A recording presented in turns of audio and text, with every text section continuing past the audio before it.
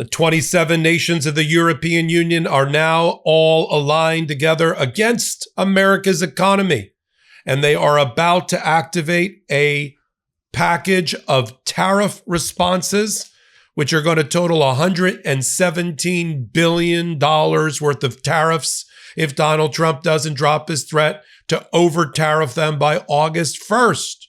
Not only that, they have a poison pill.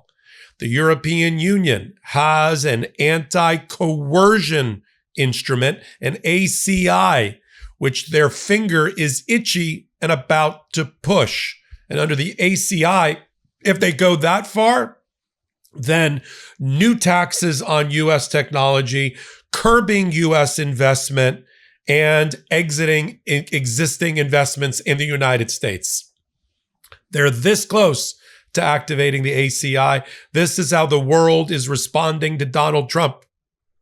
And if Donald Trump thinks that this isn't strengthening the hand of China, who is more than willing to step into the vacuum created by Donald Trump, pulling the U.S. out of the global economy under an American first flag, China has stepped in, and the European Union is now turning towards China for investments, for factories, for automaking, for batteries, for technology. Wait till I show you a map that told me everything I need to know over the last year. As the U.S. recedes, China steps in, and the European Union pivots towards China.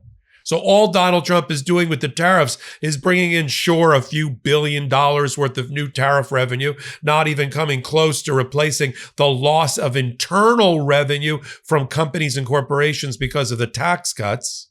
But all he's doing is playing into the hands of the Chinese. Got new reporting. The Chinese are busy trying to hack and have successfully hacked into our nuclear infrastructure and nuclear weapon infrastructure.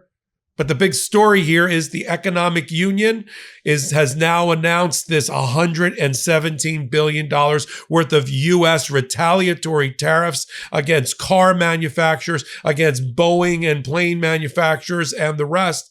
And they're ready to go to the nuclear option, their own nuclear option of their Anti-Coercion Instrument. And China is laughing all the way to the bank. I'm Michael Popok. I'm not laughing. I'm here on Legal AF and the Midas Touch Network. Let's talk about it while I've got your attention. If you like this kind of reporting, if you need this kind of reporting, keep us on the air. Hit the subscribe button on this channel. Let's talk about what has just happened. Donald Trump pushed away from the table noisily about a month ago and said, I'm not negotiating anymore with the EU. The EU said, I thought we had almost a deal. Instead, on the eve of the China-European Union summit in Beijing, Donald Trump announces he's got to deal with Japan. He's got to deal with Philippines. Japan? I mean, Japan's great. I've been there. Philippines, I get it.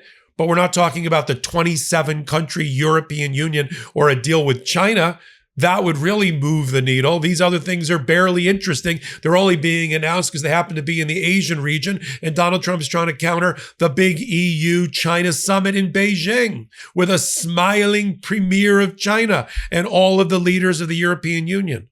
France, Germany, Spain, Portugal are all ready to hit the Anti-Coercion Instrument and force new taxes on U.S. tech, which will get passed down to the American consumer, curbing U.S. investment. This is every action has a reaction moment in our economy. And if Donald Trump thought he was going to get away with it, all he's done is strengthen the hand of the Chinese. Let me put up for you a map to show you what I'm talking about. This was republished in Bloomberg. This is a map showing, it's like a heat map showing the investment strategy in projects just on electric vehicles where China dominates and their need for batteries. They first made the major investments in infrastructure and the electrical power grid and in tunnels and in hydroelectric plants throughout Europe, all Chinese built, just like we saw in the Caribbean. Go through the Caribbean and you'll see all new roads, tunnels, bridges, hydroelectric, sanitation, all being built with Chinese money, because we abandoned that region economically as well. Here, look at this map. This is the investment from 2019 to 2024 through May in autos, alternative energy, which is think batteries, and other sectors. UK, Germany. This is Chinese investment just related to batteries and cars, effectively. Spain, France, Germany, UK, Sweden, Finland, Poland, Slovakia, Bosnia, Serbia, Hungary, Moldova, Bulgaria, Greece, Ukraine. Where is our investment map like that? Donald Trump's busy cutting humanitarian and foreign aid. He's cutting his investments in international non-governmental entities and governmental entities like the United Nations. He's pulling out his investments. He's closing State Department offices and has closed them around the world. And China is there happily to step in. And the European Union is left with no choice. Trump thought they were just going to sit by and get hit with a 25% tariff on all goods and another 25% on their cars without having a reaction. So as we have talked about and predicted accurately on Legal AF in the financial markets, which is another kind of expertise of mine, the European Union would never sit idly by and let Donald Trump get away with retaliatory tariffs against them. There's 27 countries. Scott Bessent, the Treasury Secretary, went on Bloomberg or one of these other financial service shows, and he said, well, the EU has a collective action problem because there's 27 of them and they can't get their act together. I think the United States has a global economy problem. The number one producer of goods and services in the world is the United States. We cannot, as Americans, even 300 plus million of us, we can't consume enough of what is produced in farms and factories and technology and services by American businesses. They need global markets. So setting global markets aflame and forcing barriers of entry to go rise up, and countries like our allies, the 27 countries of the European Union, to activate their Anti Coercion Instrument in order to tax American technology and throw up more barriers to entry and de-invest from America is not a good thing. It's not a good thing to the economy. Now, Donald Trump thinks the more he rocks the world with tariffs, the cheaper the interest rates are going to be with the Fed, and the more he's going to collect and bring in to replace the hole he created of several $1 trillion in tax revenue.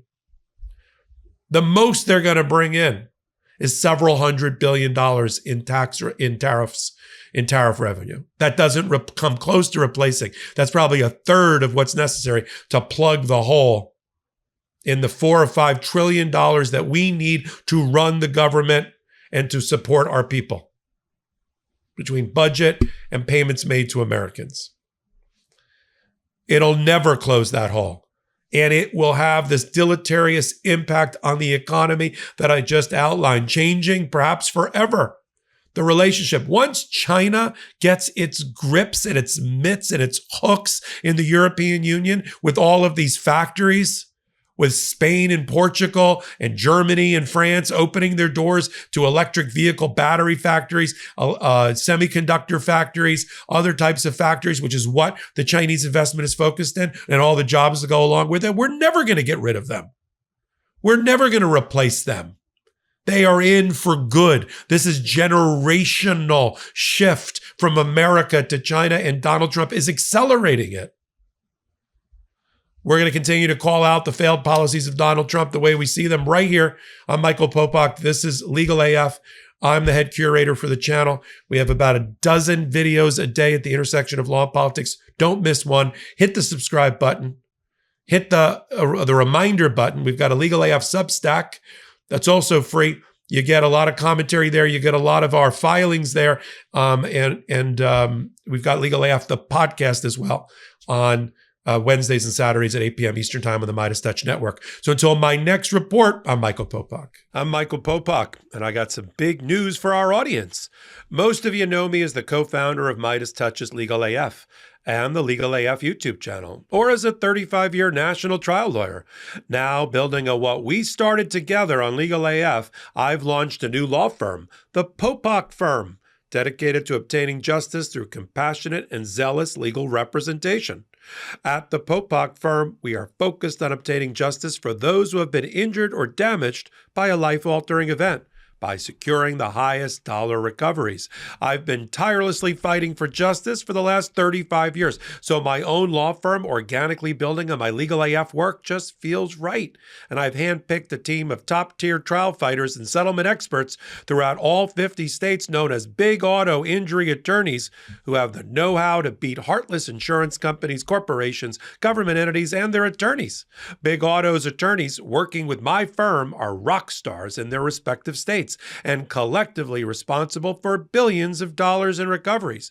So if you or a loved one have been on the wrong side of a catastrophic auto, motor vehicle, rideshare, or truck accident, suffered a personal injury, or been the victim of medical malpractice, employment harassment or discrimination, or suffered a violation of your civil and constitutional rights, then contact the Popok Firm today at 1-877-POPOK-AF or by visiting my website at www.thepopokfirm.com and fill out a free case evaluation form. And if we determine that you have a case and you sign with us, we don't get paid unless you do. The Popok Firm, fighting for your justice every step of the way.